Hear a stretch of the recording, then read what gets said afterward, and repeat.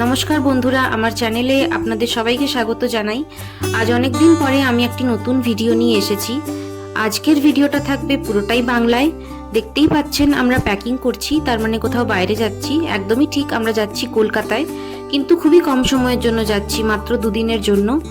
আর এই ভিডিওটি আমি শ্যুট করেছি 15ই আগস্টের সময়, বৃহস্পতিবার ছিল।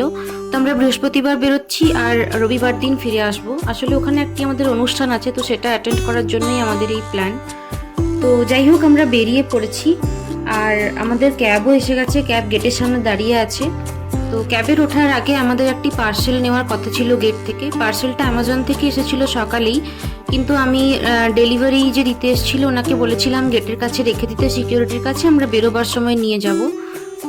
তো সেই কথা মতো আমি গেটের কাছে সিকিউরিটির কাছে গিয়ে আমাদের পার্সেলটি চাইতে উনি দিলেন, আর পার্সেলটি নিয়ে আমি গাড়িতে উঠে পড়েছি। কিছু রাস্তা যাওয়ার পরে দেখি পার্সেল খুলতে গিয়ে দেখি যে পার্সেলের ওপরে ফ্ল্যাট নাম্বার আমাদের নয়। তো আমি ভুল করে পাশের ফ্ল্যাটের পার্সেল নিয়ে উঠে পড়েছিলাম। তো আমরা যে জিনিসটা অর্ডার করেছিলাম সেই জিনিসটার পার্সেলের যে সাইজ হওয়া দরকার আর আমি যে পার্সেলটা নিয়ে উঠেছি সেই দুটো সাইজ মোটামুটি একই। তাই আমি আর বেরোনোর সময় ভেরিফাই না করে পার্সেলটা হাতে নিয়ে গাড়িতে উঠে পড়েছি। তো কিছুটা রাস্তা যাওয়ার পরেই আমি খেয়াল করি যে পার্সেলটা আমাদের নয়। তো যাই হোক, যার পার্সেল আমি ওনাকে ইনফর্ম করে দিয়েছিলাম যে ভুলবশত ওনার পার্সেল নিয়ে আমি উঠে পড়েছি। তো এখন ফিরিয়ে দেওয়ার কোনো অপশন আমার কাছে নেই। তো যা আমি রবিবার দিন ফিরে সোমবার সকালে আমি ওনার বাড়িতে গিয়ে দিয়ে আসবো পার্সেল। তো আমরা ব্যাঙ্গালোর এয়ারপোর্টের খুব কাছাকাছি চলে এসেছি। তো ব্যাঙ্গালোর এয়ারপোর্টে ঢোকার আগের যে এই রাস্তাটি আমার খুবই পছন্দের রাস্তা। আমি যতবারই এয়ারপোর্ট যাই ততবারই আমি এই রাস্তার ভিডিও করি। তো আমার ফোনে এই রাস্তার অনেক কটা ভিডিও আছে। মোটামুটি আমি যতবার এয়ারপোর্ট গেছি এই ফোনটি কেনার পর থেকে ততবারের ভিডিওই আমার এই ফোনে আছে।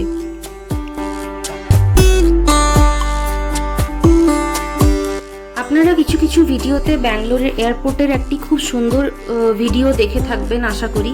তো আপনারা যে খুব সুন্দর এয়ারপোর্টের ভিডিওটি দেখেছেন সেটি আসলে ব্যাঙ্গালোরের টার্মিনাল 2, কিন্তু আমাদের ফ্লাইট ছিল টার্মিনাল 1 থেকে। টার্মিনাল 1ও খুব সুন্দর, কিন্তু আপনারা যদি টার্মিনাল 2 এর সাথে তুলনা করেন তাহলে অবশ্যই টার্মিনাল 2 বেশি দৃষ্টি আকর্ষণীয়। তো আমরা অলমোস্ট এয়ারপোর্টের কাছে চলে এসেছি। আর আমাদের লাগেজ বলতে আমরা খুব একটা বেশি লাগেজ করিনি, কারণ আমরা দুদিনের জন্যই যাচ্ছি। শুধুমাত্র আমার কাছে একটা হ্যান্ডব্যাগ, একটা বড় ব্যাগ আর ওর পিঠে একটা ব্যাগ। তো এই ছোট ছোট লাগেজ নিয়েই আমরা যাচ্ছি। তো আশা করি আমাদের সব কিছু সিকিউরিটি চেক ইন বা ব্যাগ জমা করা এইসব কাজে আমাদের খুব একটা দেরি হওয়ার কথা নয়। আমরা ঢুকে পড়েছি এয়ারপোর্টে। এই হলো ব্যাঙ্গালোরের টার্মিনাল 1।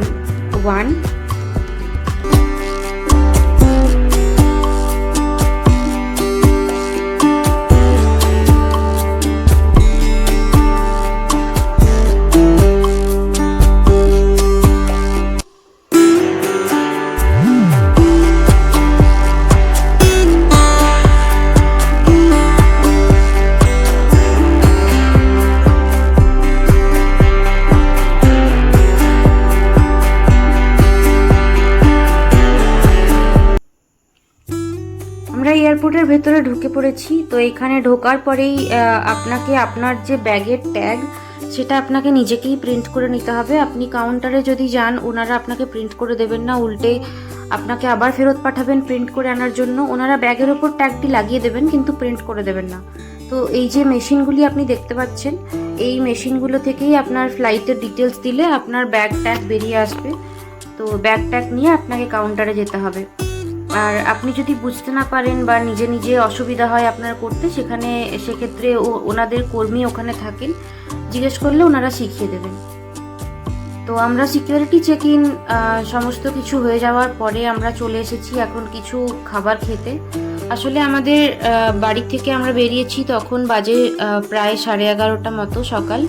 তো আমরা কিছুই সেরকম খেয়ে বেরোইনি, আর আমাদের বাড়ি ঢুকতে ঢুকতে প্রায় সন্ধে হয়ে যাবে। তো তাই জন্য আমরা এখন কিছু খেয়ে নিয়ে তারপরেই বোর্ড করব। আমাদের খাওয়া দাওয়া হয়ে গেছে, বোর্ডিংয়ের লাইনও হয়ে গেছে, বোর্ডিং শুরুও হয়ে গেছে। তো আমরা সেই লাইনেই দাঁড়িয়ে আছি। তো তো এইবারে যেহেতু আমরা বুকিং খুব তাড়াহুড়োর মধ্যে করেছিলাম, তো আমরা সামনের দিকে সিট পাইনি, আমাদের সিটটা একটু পেছনের দিকে।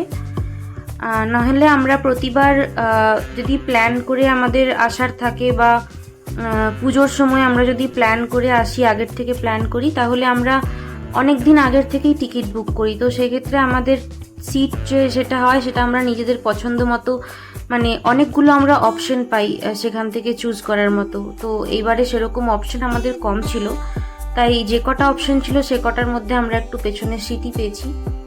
তো ফ্লাইট ছেড়ে দিয়েছে, টেক অফের সময়ও হয়ে গেছে, 5-10 মিনিট ডিলে হয়েছে। তো চলুন কলকাতায় নেমে দেখা হচ্ছে।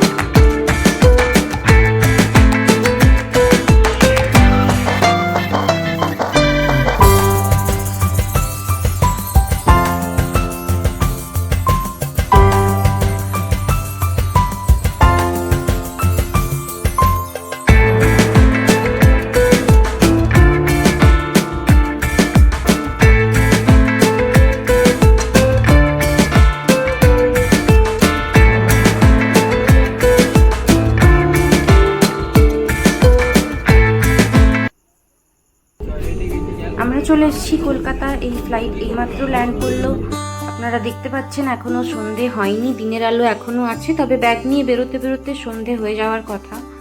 আমাদের আগের থেকেই গাড়ি বলা ছিল, ড্রাইভারও অলরেডি এসে গেছিল। তো উনি কল করেছিলেন, আমরা ওনাকে বলেছি যে আমরা ল্যান্ড করে গেছি, আপনি কিছুক্ষণ ওয়েট করুন, আমরা তার মধ্যেই আধ ঘন্টা বা 45 মিনিটের মধ্যেই আমরা পৌঁছে যাব, কারণ আমাদের ব্যাগও কালেক্ট করতে হবে, তো সেখানেও কিছু সময় লাগবে। তো সেই জন্যই আমরা সব কিছু ভেবেচিন্তে ওনাকে আধ ঘন্টা থেকে 45 মিনিট ওয়েট করতে বলেছি, তার মধ্যেই আমরা আশা করি পৌঁছে যাব গাড়ি অবধি। আমরা গাড়িতে চেপে গেছি, আপনারা দেখতে পাচ্ছেন সন্ধে হয়ে গেছে। তো এখান থেকে বাড়ির দূরত্ব বেশি দূর নয়, 10-15 মিনিটের মধ্যেই পৌঁছে যাওয়ার কথা। তো যে কারণের জন্য আমাদের এই দুদিনের কলকাতার প্ল্যান, সেটি হলো এই গৃহপ্রবেশ, আমাদের দাদার গৃহপ্রবেশ অনুষ্ঠান আছে, তো সেই জন্যই আমাদের এই দুদিনের প্ল্যান। তো আমরা কালকে বাড়িতে পৌঁছে তাড়াহুড়ো করে হাত পা ধুয়ে কিছু ফ্রেশ হয়ে খাবার খেয়ে শুয়ে পড়েছিলাম, কারণ ঠাকুরমশাই বলেছিলেন উনি সকাল 6:30 নাগাদ আসবেন। তো আমাদের তার আগে ভোরবেলা উঠে স্নান করে রেডি হয়ে সমস্ত জোগাড় করে রাখতে হবে। তো উনি কথা মতো 6:30তেই এসে গেছিলেন। আমরাও ভোরবেলা উঠে স্নান করে রেডি হয়ে ওনার কথা মতো সমস্ত জোগাড় করার চেষ্টা করেছি। আর পুজোও শুরু হয়ে গেছে, পুজো শুরু হয়ে গেছে সকাল 7টা নাগাদ, আর শেষ হতে হতে মোটামুটি 12:30-1টা হয়েছিল। তো পুজো অলমোস্ট শেষের মুখে, সমস্ত কিছু রীতি মেনে পুজো খুব ভালোভাবেই হয়েছে।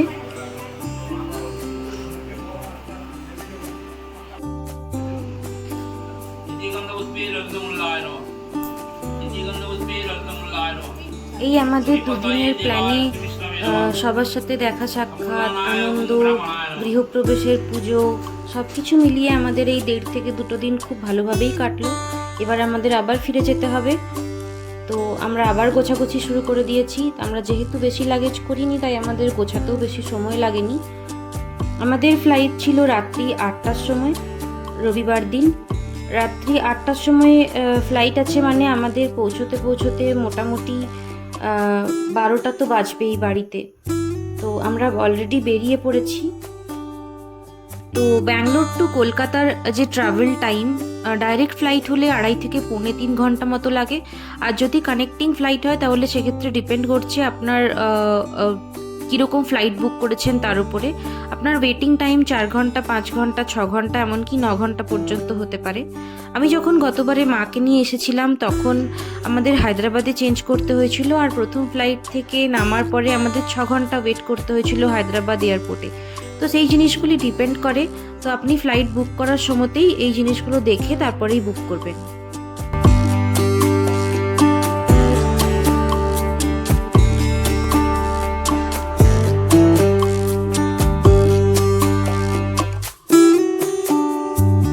তো আমরা পৌঁছে গেছি কলকাতা এয়ারপোর্টে। এখানেও আমাদের ব্যাগ জমা দেওয়া হয়ে গেছে। আমরা যাচ্ছি সিকিউরিটি চেকিংয়ের কাছে।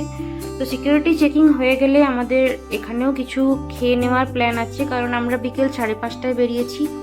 যেহেতু বৃষ্টি পড়ছিল আমরা একটু আগেই বেরিয়েছি, কারণ ডিস্টেন্স কম হলেও ট্রাফিক হওয়ার সম্ভাবনা বেশি বৃষ্টির কারণে। তো যাই হোক, আমরা সময়ের আগেই পৌঁছে গেছি, তাই ভেবেছি কিছু খেয়ে তারপরে ফ্লাইটে উঠবো, আর নয়তো খাবার নিয়ে উঠে পড়বো। আমরা এসে গেছি খাবারের এখানে। তো আমরা ফাইনালি ডিসাইড করেছি কি আমরা খাবার প্যাক করে ফ্লাইটে উঠে পড়বো, কারণ এখানে আমরা বসে খাওয়ার মতো কোনো জায়গা পাইনি, তাই আমরা প্যাক করে নিয়েই চলে এসেছি আমাদের গেটের কাছে। তো আসলে আমাদের এই খাবার প্যাক করে নিয়ে যাওয়ার পেছনে কারণ হলো আমাদের পৌঁছতে প্রায় 10:30, 11টা বাজবে। তো সেই সময় আমরা বৃষ্টি পড়বে কিনা তার কোনো আইডিয়া নেই। বৃষ্টি পড়লে কোনো রেস্টুরেন্টস খাবার অ্যাকসেপ্ট করবে না, আমরা কোনো খাবারের দোকান নাও পেতে পারি রাস্তায়। তো সেই সমস্ত কথা চিন্তা করেই আমরা খাবার প্যাক করে নিয়েছি, আমরা ফ্লাইটে খেয়ে নেব। বোর্ডিং স্টার্ট হয়ে গেছে অলরেডি এদিকে। তো আমরা লাইনে দাঁড়িয়ে পড়েছি।